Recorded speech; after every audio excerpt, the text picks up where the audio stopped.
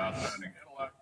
He's earned the respect and admiration of so many Democrats, Independents, and Republicans. The Senate Judiciary Committee holding its third and final key hearing on the president's nominee. Breaking news first.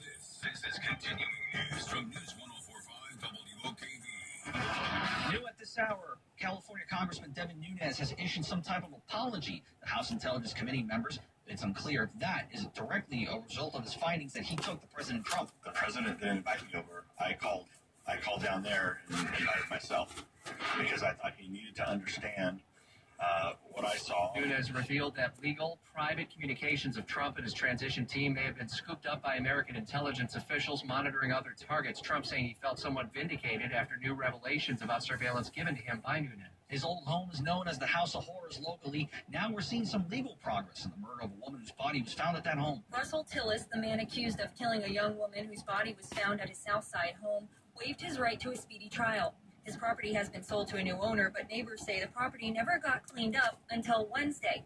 We reached out to the city, who says the current owner was cited by code enforcement on February 8th of this year for garbage and debris on the property. The city says since the owner didn't follow through with the cleanup, the city stepped in to clean it, and the owner is responsible for the cost. That's CBS 47 and Fox 30 Action News Jax reporter Deanna Benedetti. The death sentence imposed on a Jacksonville man for the 2008 murder of a local woman has been vacated, and yet more fallout over the state's death sentencing procedure.